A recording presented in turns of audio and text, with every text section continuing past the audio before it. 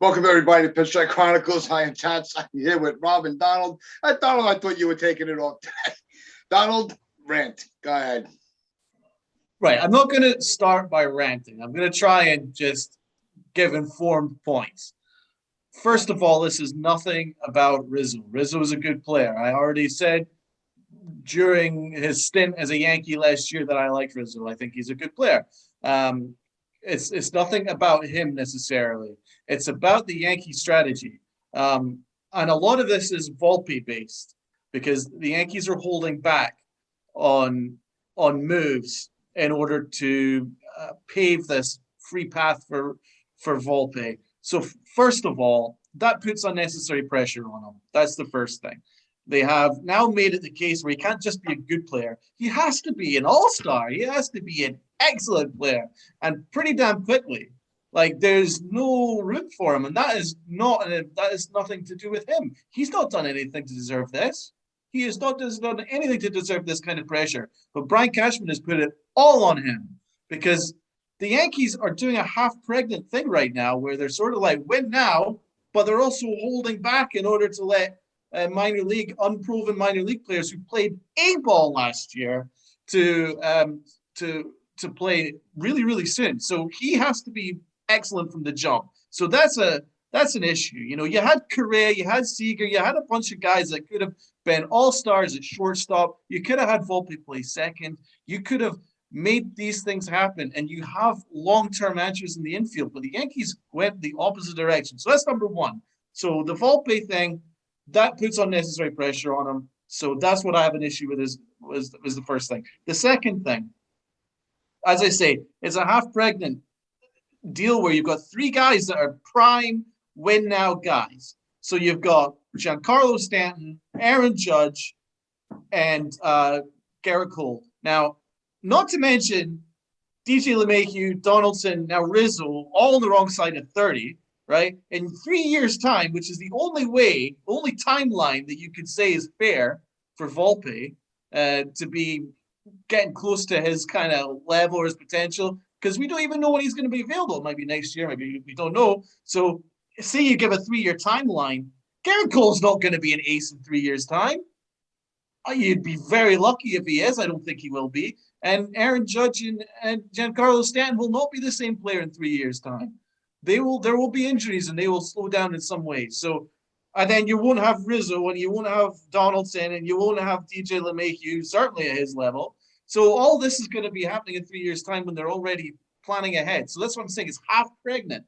So that's another thing. So that's number two. Number three, there's no first baseman in the minors. So a short-term deal for Rizzo doesn't really help the future unless you move Austin Wells from catcher over to first base. There's no long-term answer at first base.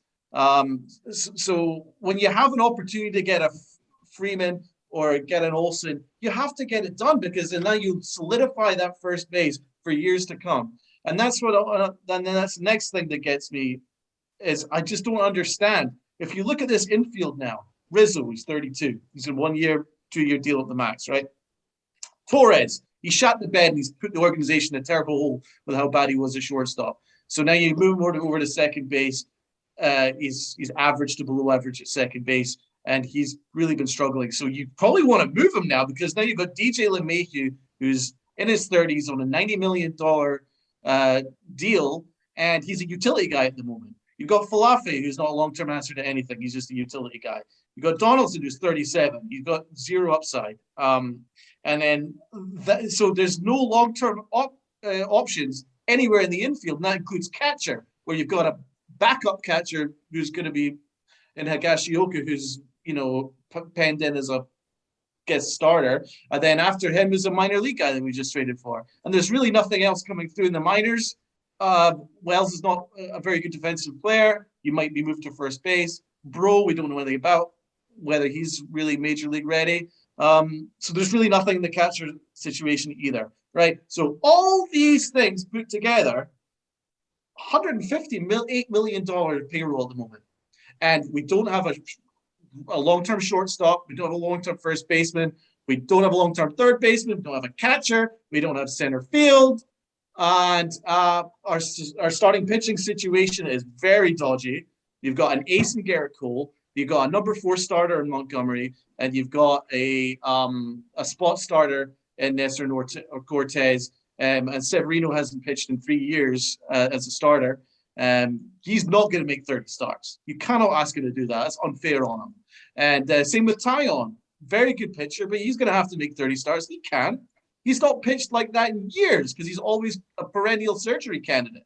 So that is the Yankees situation. Have anybody ever seen a $158 million payroll with this many holes? It's a Swiss cheese roster.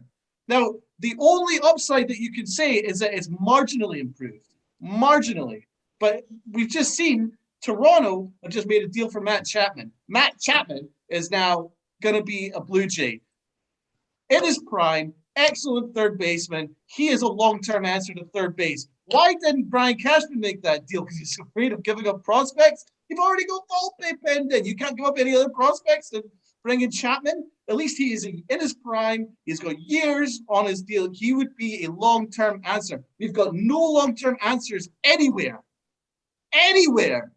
And we don't have Aaron Judge signed a contract yet, so we don't actually have any long-term answers in most areas of the roster. So there is no way anybody could argue that this is a good situation the Yankees are in. They are unathletic. They are extremely old. And there's no plan. The only plan is Volpe. So this is a very, very serious situation. It's very serious. Well, the thing so I'll just say we are a 4th place roster. And there's very, very little room that can be done with this bloated payroll to fix anything, because we also don't have a closer that you can rely on either. So it's a very serious situation. It's not a rant. It's informed. And I don't think there's any way that anybody could argue anything against what I just said. Yeah, Rob, before I give it off to you, I just wanted to piggy on this whole thing with Volpe. The thing that's starting to get to me, and I was thinking about this morning, is so many teams are starting off the conversation with Volpe, and you're having these high caliber players that are accessible through trade. It's not like Volpe's the only shortstop in the system. So are the Yankees making a mistake by hugging too tightly to this one prospect that, as we've said, has only been in A-ball? Is it time to just say, you know what? These offers are just too good. It's an offer they can't refuse that they keep refusing. And Rob, to be fair, Rob, he made that point. I mean, that's what I'm just trying to say about this half-pregnant thing, because you're a win-now squad, but you've also kind of got Volpe, who's a single-A player. Now is the time to trade him if you're trying to win right now. But it doesn't look like the Yankees are trying to win right now. So what are they? Yeah, and especially, you don't want to stop, you're running into the risk of wasting Garrett Cole's years. That's another point. Wait until he's later in his career to say, okay, now we're going to get aggressive. Because he's not going to have the same effectiveness 3 years down the road. Now is the time. Now, Rob, what was your thought? I like the signing of Rizzo. I understand completely what Donald is saying, because he made outstanding points the entire time. But I'm not going to get angry about it, because this is basically what I was predicting would happen. Like, the Yankees were going to kind of go about it in sort of a half-pregnant sort of way. They're going to improve the roster, but it's not going to be like the sexy move. The easy choice would have been, go spend the money, get Freeman or trade for Olsen in terms of spending prospects, and then sign Correa or sign Story. Those are the big names, big moves, big Yankee type of moves that you make. And everyone's like, the Yankees are back. They're, back to the way they used to be. But this is what Brian Cashman does. They're going to spend. They're going to get the big name one, at some point. What they did a couple years ago with Cole, and they traded for Stanton. They do it from time to time. They just don't do it when they need to. This was the offseason to do it. If there was ever one to do it, it was this one. So that's why I understand the frustrations completely, because you reset the luxury tax. You had multiple teams pay for players that you acquired from them. Everything lined up for the Yankees to go out and spend. And they're going to end up saying, well, we did spend because you're paying Josh Donaldson's contract and you're going to be paying Rizzo a pretty sizable deal for a year or two, but you could have spent on players that are going to help you win now and next year and the year after. So I understand it completely. Now, the reason why I'm not that mad is because, well, like I said, I saw it coming. So I'm not going to get mad at it because this is what Brian Cashman is. That's why I was so adamant about I wanted him out. And I like Brian Cashman, but I wanted him out. I wanted a reset. I wanted a new front office because they would have seen the holes on this roster. Have we plugged some of those holes? Yes. To me, right now, our only weakness in the lineup, besides health, is catcher. Because center field. Yeah, well, healthy. It's a very big if. A healthy Aaron Hicks is not the worst thing to have, but the thing is, he's never healthy, so he's an injury waiting to happen. But I can't get mad at it because I wanted Rizzo back, but I also really wanted Freddie Freeman as well. Like, yesterday it felt like there was a real chance we could have had him, and then, they got Rizzo for a year, maybe two. But then that does beg the question, what is the plan at first base? Is it LeMahieu in 2 years? Is it Wells? Is it Sweeney that moves over there? Do they sign somebody else because they've already shown they don't want to spend the money at first base for long-term answers? So what is the plan? And I'll take something from what our good friend Scooter said yesterday. Wait to see what they do next before making the grand assumption right now, because if they just stand pat after this signing, then it's probably not the best move ever. It's because now you're keeping Voit for what? You're keeping Torres and LeMahieu for what? What is Torres's role on the team if LeMahieu's starting? What is Voigt's role on the team right now? So they can still make moves right now that improve the roster. Oakland is trading everybody, so you can maybe try to swing a deal for Murphy and Minaya, and the Yankees are tons better than they were today if they make that kind of a trade. So there are still moves out there they could make. I still think they should be in on at least Trevor Story, because as much as I like Falefa, there should be no reason he's locked into the shortstop position when he's a Gold Glove winning third baseman, and you can use him all over the place.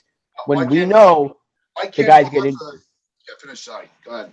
No, I was just saying because the team gets injured so often, and having a guy like Falefa available, who is what they wanted Tyler Wade to be, this is perfect opportunity. If you sign Story, at least your infield is still great. You have Falefa waiting just in case, and you can play him all over the place, including catcher. And the team is better. Were any of those moves the big wow, signing? No, they're not going to make the headlines that a Carlos Correa signing or a Freddie Freeman signing would, but the team did get better if they make these moves. So go ahead and make a trade with Oakland, because you're not going to have to give up Volpe to get Minaya. You don't have to do that. You could probably give up Torres and other prospects to get Minaya and Murphy. And if you can get Story, the team is better, and they didn't have to really go over the top in spending. So I guess it's kind of a win-win for Cashman. Although I know Sarah's going to be angry at this. Go sign Correa. I'm going to keep saying it until he's they have to sign Correa. That's what I don't understand. You kind of have to, but they're locked out into. Yeah, sorry, Tats. The window on shortstop is not closed. Neither is the window on getting a catcher or improving starting pitching. The window was still there, which I think was the premise of, Scooter's rant, video that he put up on Twitter last night, which was amazing. And, if you go and get Story or Correa, okay, and you were able to shift Falefa into the role that Wade was filling up, where you could plug him in late in the game for speed. He'll be able to give Donaldson and the shortstop a day off because he can play it outside of the field. He's also able to catch. So if you use Falefa for a true utility role, that's still a plus for the Yankees. because it'll help, especially if you have somebody at the age of Donaldson. If you're able to play him, get him 30 days off, that's going to help as the season goes on. But they have to go Torres. They can't keep Torres in that case. Yeah. And what really surprises me, and I was on Rizzo from day one. I wanted Rizzo. He was here. He wanted to be here. He's still a plus first baseman, lefty bat. All that. Because I never thought that the Braves were moving on from Freeman. I said that multiple times on shows. I'm like, Freeman is not going to, he's going to. This is just for him to kind of play around with the market, and then he's going to go home. And that didn't happen. Once the A's made that trade with Atlanta, I'm like, okay, now Freeman is a real option for us. Now I'm interested in Freeman. Because it wasn't until that point that I thought that he would be going anywhere else. So that's still, I really thought that Freeman was an option all throughout yesterday. But I never stopped thinking that Rizzo was a bad move. And Rizzo isn't a bad move. Yeah, but if you read the optics and the mood of social media, for the Yankees, they think this is the worst signing that they've ever made. But that's because of the point. It's not that he's a bad player. In fact, he was good as a Yankee, and he had some tangibles that the Yankees need.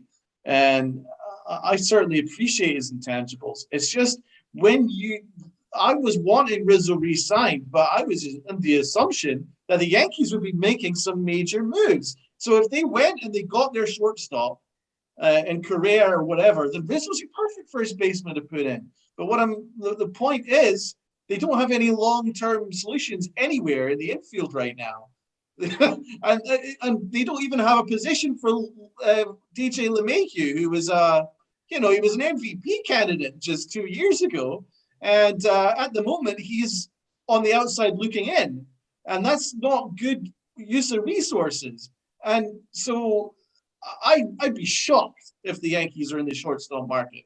Falefa is the shortstop because they've just tied Donaldson down for 21. They've inherited Donaldson's $50 million contract. So I don't think there's any way that they're going to be in on Trevor Story or anything like that. I just have to be honest because they'd have to move Torres, right? That has to happen anyway now, in order to put DJ LeMahieu in his natural position at second base. I mean, the whole infield's now plus 30. And Falefa, I mean, yes, ideally he does the utility role, but I think the Yankees are planning on him being the starting shortstop. He's a Gold Glove caliber glove. So I don't think there's any scenario where the Yankees further bloat their payroll for shortstop. It's sitting at $258 million. Where is their answer is going to come from? I don't think that there is an answer in free agency now because they're not going to be in on Correa. That's done. I don't understand the strategy. Had they have gotten their long-term answer at short, then Rizzo would be perfectly fine. That's why I think they pivot to Story, because if you move Voit, who's I think projected to make like 6.5 or something like that in arbitration, and Torres is around the same. If you move those players and you give Story a contract similar to what Rizzo got, where it's very late in the offseason, maybe he takes a 1 year with an option, and then they reset next year when there's no lockout to worry about, so they might get a bigger deal, because they're going to see more players doing that. Because, again, they took 99 days without being able to sign. Players are still not signing. So it would not surprise me if Story signs for maybe 2 years and gets maybe $20 million. And that could help them reset some of the money. That's why, as much as I'm going to keep that little sliver of hope alive that we get Correa, I think they pivot to Story because it would make the most sense, because you're still upgrading the position. Story's a hell of a player. And Falefa, as good as he can be, should not be locked into one position. That's my issue. He shouldn't be locked into one position when he's already a Gold Glove winner at third. He's a good shortstop, but he's a Gold Glove winner at third. So he can play third, he can play short, he can play second, and he can catch. That is a super utility player that you can use because this team needs versatility. And he's not a bad hitter either. Everyone keeps saying he's just a glove. No, the guy had like 170 hits last year or something like that. He was a good hitter. He's just not a power guy, which is actually something that we need. You know, you just get rid of all instead of just a bunch of power bats. So, I mean, there are options. Will they do it? That's why I'm waiting to see what's next. I think today. That's why I don't understand the Donaldson dude. You're Yeah. making excellent points. I just don't understand the Donaldson move. You just had him sitting at third base. Falafi can play third base at Gold Glove caliber. You could have kept Urshela as a backup to him, and your third base are Wizards, and then you could have just gone against Trevor Story or Correa. Whatever point you're making is spot on, but it doesn't make any sense what they're doing. It's kind of like an ass-backward strategy that they're doing right now. No, you're right. It's very It just weird. doesn't make sense. That's why whole Donaldson thing is weird, right? Because yes, it's like he's good. You It know, makes sense, yeah. he's yeah, good. it's like he's good. But you don't know why you're paying him $25 million a year when you could have, like I said yesterday, given an extra maybe $10 million a year and gotten Correa. You know, that's what's still puzzling. I like Donaldson. He's a good player. He's going to be good for us this year and maybe even next. He's probably going to hit 30+ home runs, play good defense. And if we win a playoff series and he's a big part of it, and there's a good trade, right? I'm not saying we're going to the World Series with this team, but you still, when you look at the optics of it, an extra few million gets you Correa or Story. So, like, it didn't make sense. You could have gone other routes to get the utility player and still spent the money for the big name like Correa or Story. So, it is weird. This whole offseason. And they're inheriting the full $50 million. If he does not have a good year, where there's a possibility where he gets hurt, because he's been hurt much of his career, if he does not play to a standard, the Yankees are on the hook for that money. They're going to have to trade him for nothing because he's got mediocre upside at this stage at 37 years old. He is not going to be playing like he wasn't when he was 2019. So the upside's questionable. I just don't understand what they're doing. And another thing is the reason why I'm upset about the Rizzo deal has nothing to do with Rizzo. I absolutely say that because it's just, how often are you going to have a Matt Olson become available? How often is a Freddie Freeman going to become available? Now, they're now gone forever. You're never, ever going to dream of getting them now. That's it, done. Olson's 8-year contract with the Braves is forever gone. So, like, how many all-star first basemen in their prime that are going to win you possible MVPs are sitting there available saying, sign me, or even Correa, MVP caliber shortstop going, sign me. And the Yankees are going, no, I'm going to wait for an A-ball shortstop. It's like, and the whole Garrett Cole thing is a big thing, Tats. You brought that point up, and that's what's really puzzling to me. He is not going to be that good in 3-4 years' time. No one is, unless you're on steroids, unless you're Roger Clemens. Like in his 40s, he was still balling. It just doesn't happen in the modern day. So no, it's going to have like that. It's going to have that CC feel. He's going to give us some good outings. He's just not going to have the same. So why did they give him this massive contract over 9 years if they were never going to put a team around him? These last 2 years, they are not spending at all. So they've reset the luxury tax and they've inherited $41 million on Rizzo and Donaldson, and they've marginally improved, if that, while all their opponents are starting to get really good. The Blue Jays especially. So I just don't get what they're doing. And it's looking like it's going to be very, very bad, short-term and long-term for the Yankees. I think this is a team that's still not done being constructed. There's got to be, the starting pitching. As much as we said that it wasn't the biggest issue from last year, we do need to have some. I really think we need like a Minaya or even call the Reds for Castillo. Give him another try. And he's not coming off the best year. You could probably get him on. You could probably steal him for not your top prospects, but good prospects. Maybe dangle, a Voit or a Torres in front of them with that trade. Yeah, For some reason, I'm sorry to cut you off. The Reds are not going to trade him. I don't know why. They're not moving him and Tyler Mahle, which the Reds are a terribly run organization anyway. So, like, they moved everybody else, but they're going to keep those guys and Votto. I don't know. I'm sorry. Go finish your point. that's, or you can go and with the Reds. That's not it might not be. I don't like you said. I don't know if they're going to be looking to move that caliber of a player. They got to have somebody to get people to come to the park. But you could also, if Oakland's still selling people off, call them for Minaya or Murphy or both. And see if you can make a deal with them. So you could kind of fill in some of the holes that they just created for themselves with low level guys. Murphy's not even a low level guy. Like No. From our end, right, okay. They'd ask for. I mean, you'd probably have to start with at least Torres, maybe Peraza, and a couple of other guys for those two, which is fine, because Torres right now doesn't have a place on the team. He shouldn't. Yeah. If you're looking at who we have, Torres should not be starting over LeMahieu. It just should not happen. I like Gleyber Torres a lot, but he should not be starting over LeMahieu, and he should not even see shortstop this year unless it was an absolute emergency. So if the whole infield is on the IL, then he could play short. Yeah, but that's about it. But at the same time, we don't have a backup shortstop unless we use one of our minor leaguers or I can't think of his name, the minor league contract we gave to Jose, might be Jose Peraza or something like that. We offered somebody a deal, but we don't have a backup shortstop right now. So we gave everybody up in the offseason. So they kind of have to get another shortstop. You can't rely on Torres after you moved him from the position last year, which again goes back to Donald's point: is what are they doing? Like what is the plan here? So I guess I'm just gonna keep playing the waiting game. What are they gonna do?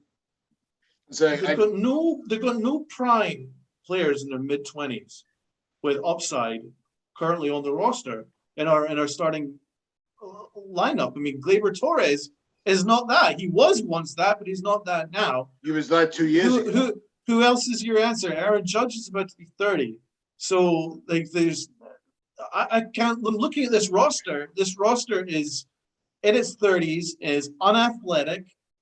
There's no speed.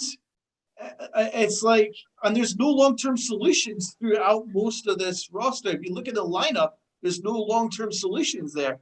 And it's crazy way to. We all blame Hal Steinbrenner because Hal Steinbrenner is the reason why the Yankees' philosophy has changed, right? But you have to look at Brian Cashman, and I like Cashman to an extent, but look at this payroll, $258 million. I've never seen so many holes in a $250 million roster in my life. This is a $250 million roster, and it's littered with holes. It's littered. Everywhere you look, there's holes. And unless you have a bottomless pit of money, I'm not quite sure where you can address these holes. So yes, there's things that can be done. Yes, you can move some money around, but I'm just looking at it and I don't see any long-term answers throughout much of the roster, and that is why I'm upset. Yeah, and as if you have every right to be, and other fans that expected, we all expected more. But some fans just really had very high expectations for this offseason, and those expectations have been, are not even close to being met. But my final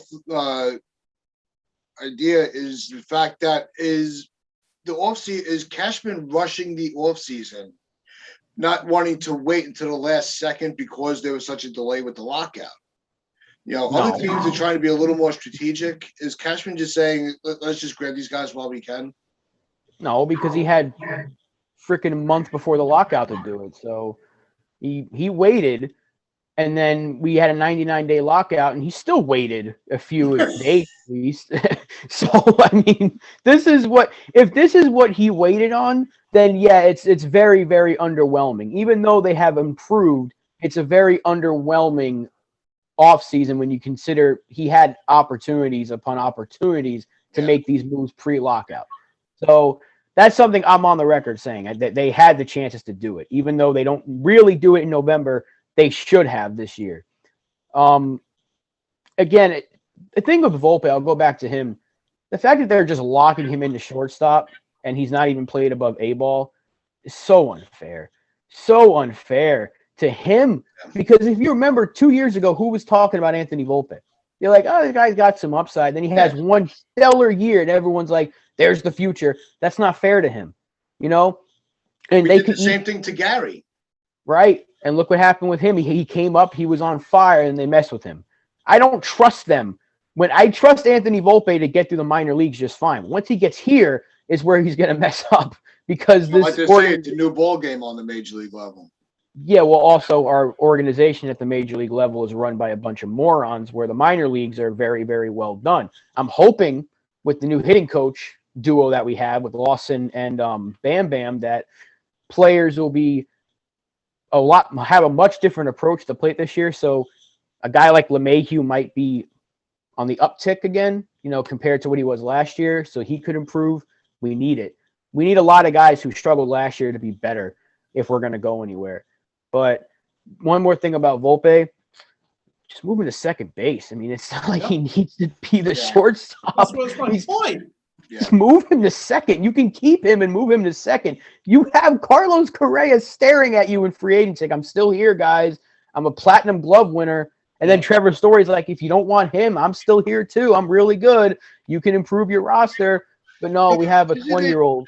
Isn't it strange that before the lockout, all the focus was on, you know, with Correa and you know, the shortstop and how the post-lockout, everything was Freeman, you know, and they just almost like Correa's been almost forgotten about.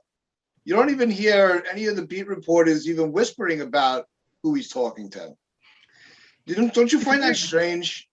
He changed agencies, which I think there's something like if he signs a 1 year, then he'd have to pay that agency like the full amount, and then Boris would get most of what he signs next year. I don't know. Something with the agency. That's dealing with the devil going to Scott Boris, but I don't know what it is with Correa.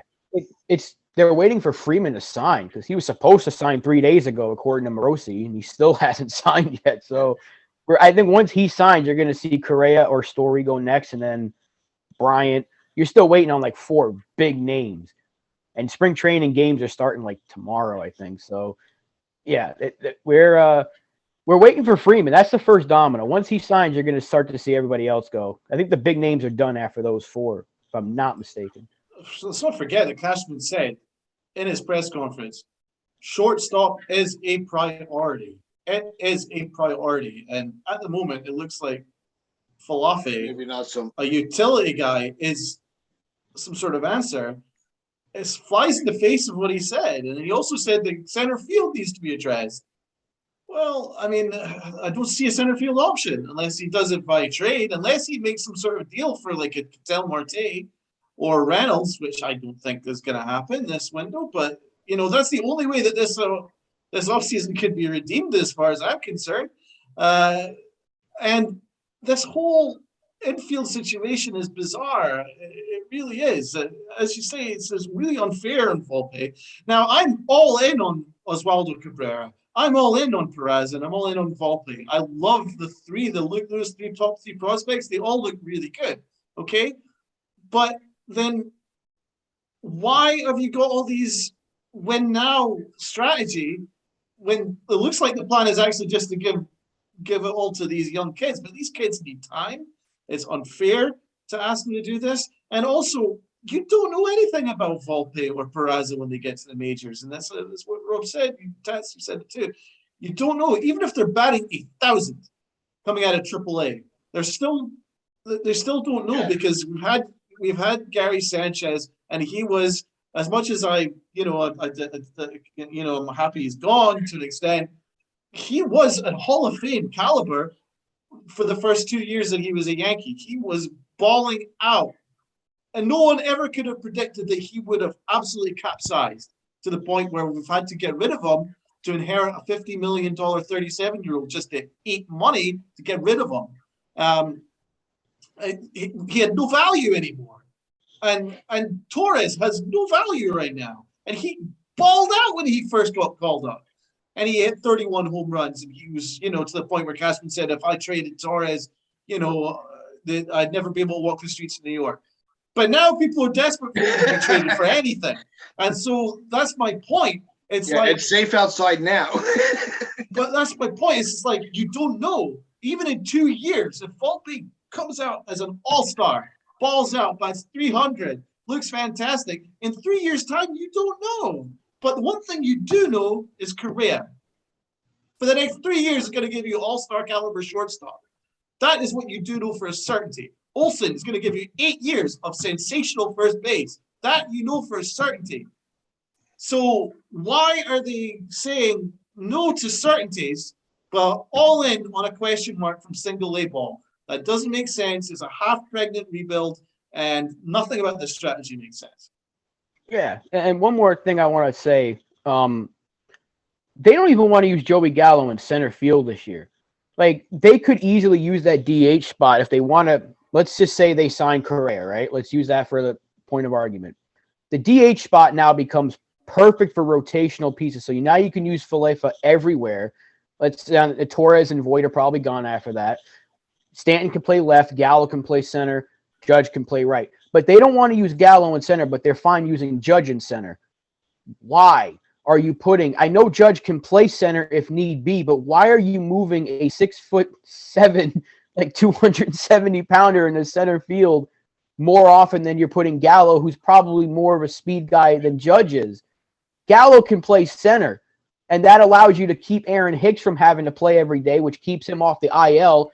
Donaldson can get a DH day, which keeps him off the field every day because he's old, which would hopefully keep him off the IL, and you still keep his bat in the lineup, and you get to put Falefa's glove out there. There are options. That DH spot is perfect, but and now all Boone says was, we think Stanton will play the outfield a decent amount. Why? He proved already to you several times last year, and in his first year with us, that he is more than capable of playing the outfield just fine. Why not use these players for the versatility that they have? There's so many reasons to be upset, not necessarily with the Rizzo signing, but with the way the team operates. Like, all these options are staring at you, and they're just like, nah, we don't want to do it. Yeah, aside from first base, what position was actually addressed?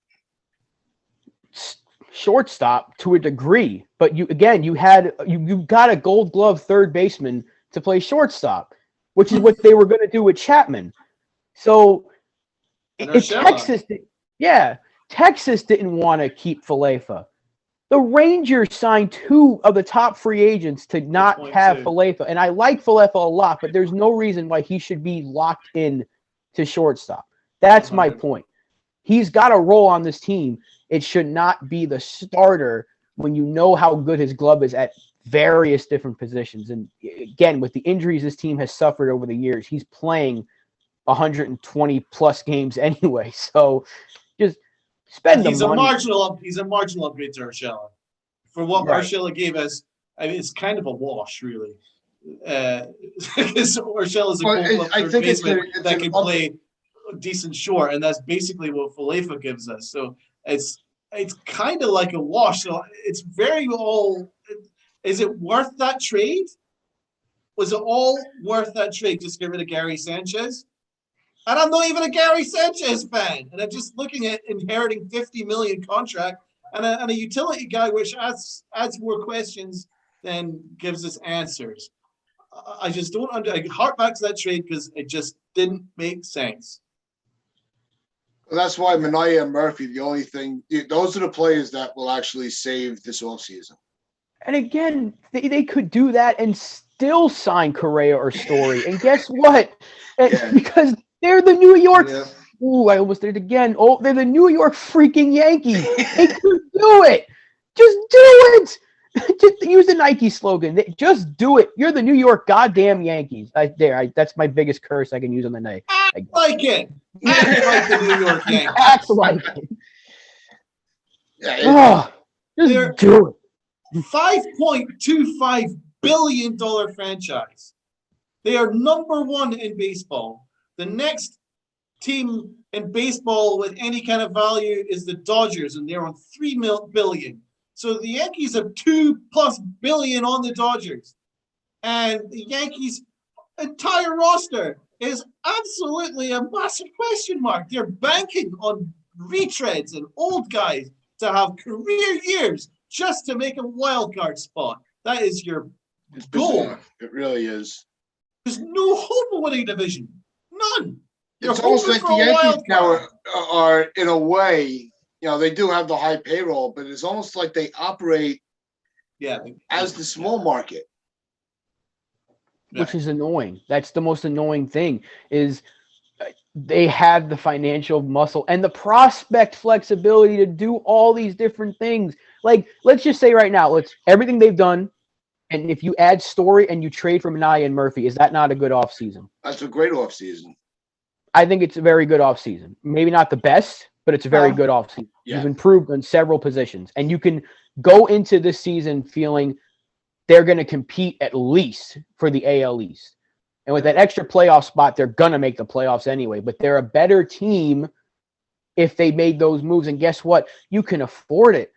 And you can still have Volpe and Dominguez and probably Medina or Luis Gil at the top of your prospect list. They have prospects all over to make a move. They have money pouring out of their freaking hands to make these signings, and they don't want to do it. Like, again, this is what they're reverting back to the old ways where George Steinbrenner was spending money on older players and it wasn't giving us championships. This is what they were doing in the 2000s after the 90s dynasty. They kept saying, well, Giambi will take him. Sheffield will take him. A-Rod will take him. Johnny Damon will take him. They were signing everybody and it wasn't working because they were too old.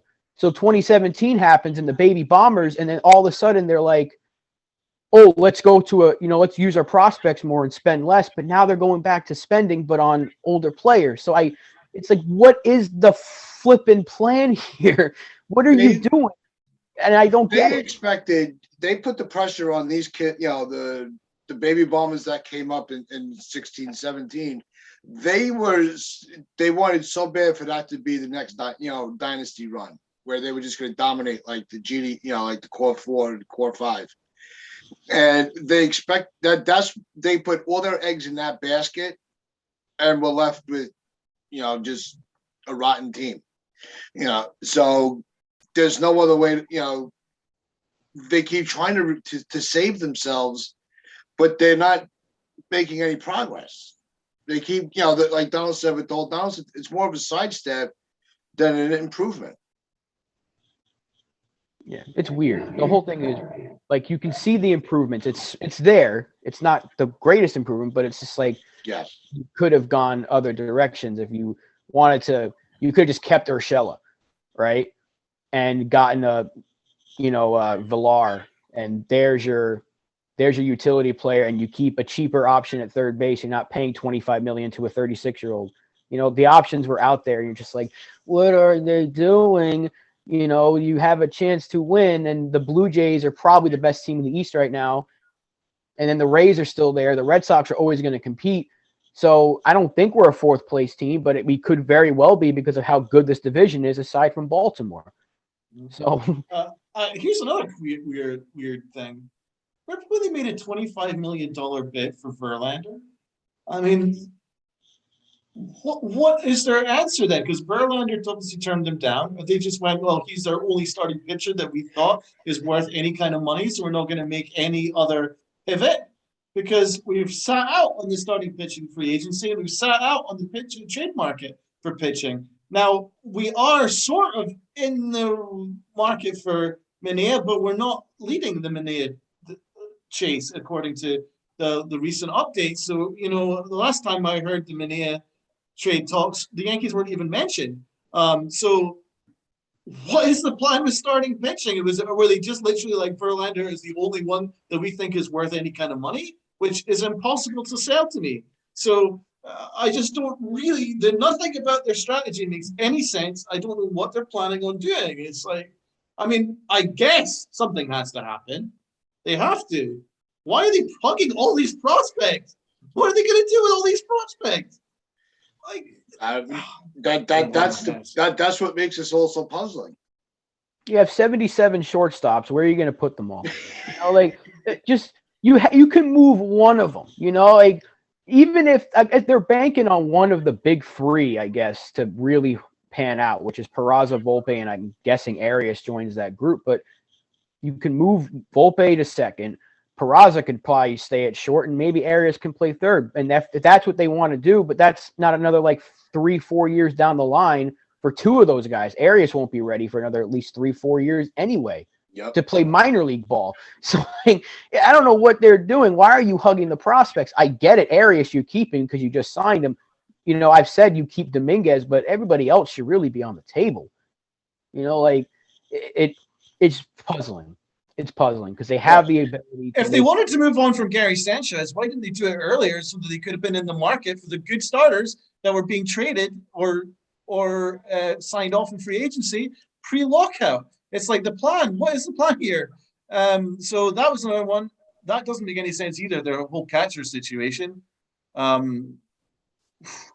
was weird as well. You know what I mean? It's like, why? If you like, also, if they wanted to upgrade third base when they didn't like Urshela, why are they not in on Chapman?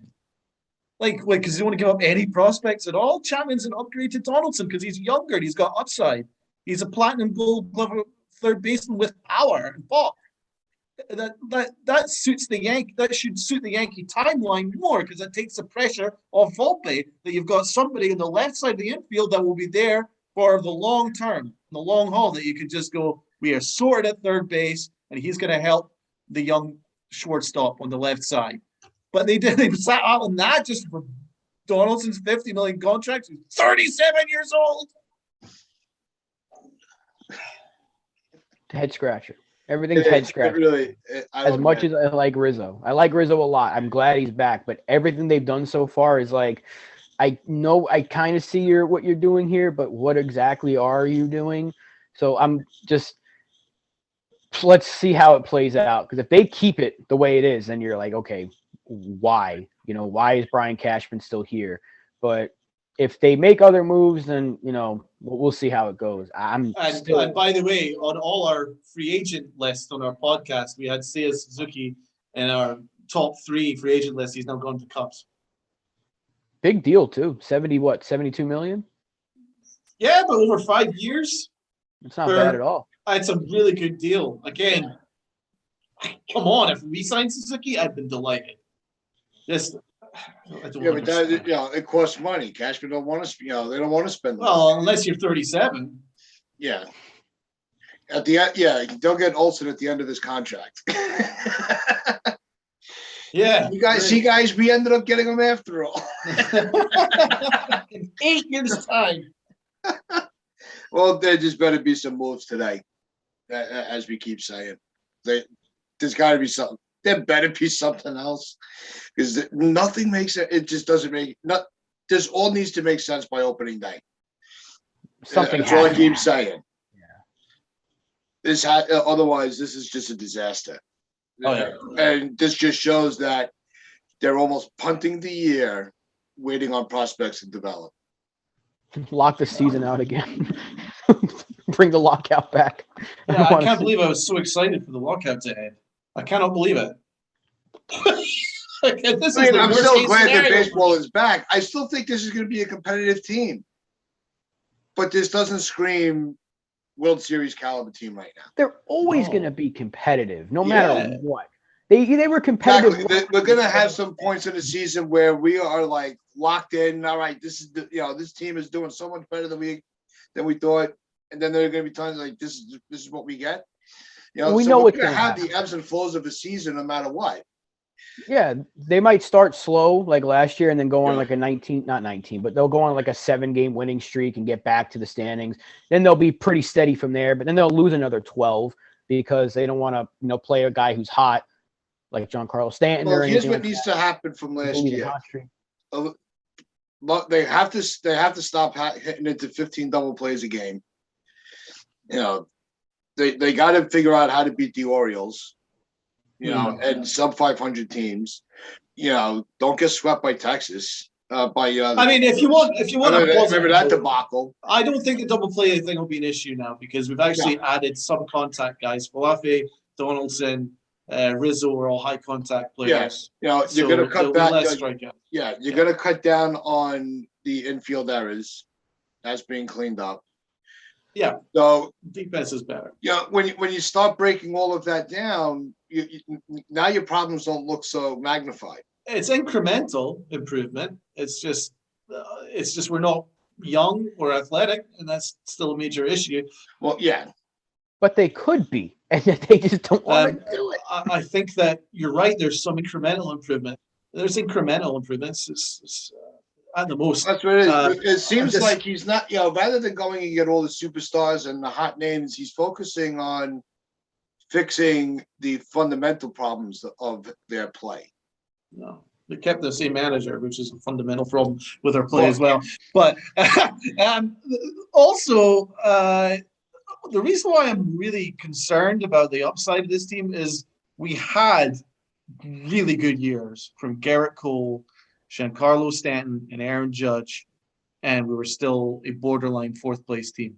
So we've not really massively improved, still only incrementally improved. So you're asking them to have exactly the same years and hope that everybody else have great years too. That's a big ask. There's just the upside is not good with this team. Yeah. And I think with Rizzo now coming back, I think Voigt's going to be gone. I wouldn't surprise me if he's gone by the end of the day. Oh, we forgot to even talk. We have to talk about this in another podcast. What if Rizzo is shut out because he's unvaccinated? Well, yeah. I think that rule is going to be gone by.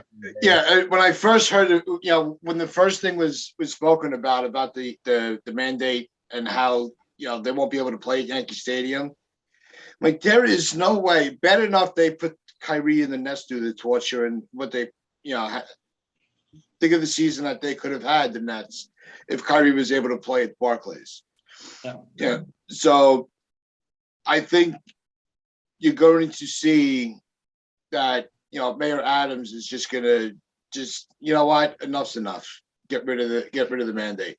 Yeah, dear Mr. Mayor, listening, I hope you're listening because your rule is stupid. Why is Kyrie Irving allowed to sit in the stands, but he can't stand on the court? Why would Aaron Judge and Anthony Rizzo be? No, Judge isn't vaccinated. He pretty much confirmed it yesterday with dancing around the answer. Just say it. Just say you're not vaccinated. But why are you not allowed to play? Why is the whole state and the whole city opened up?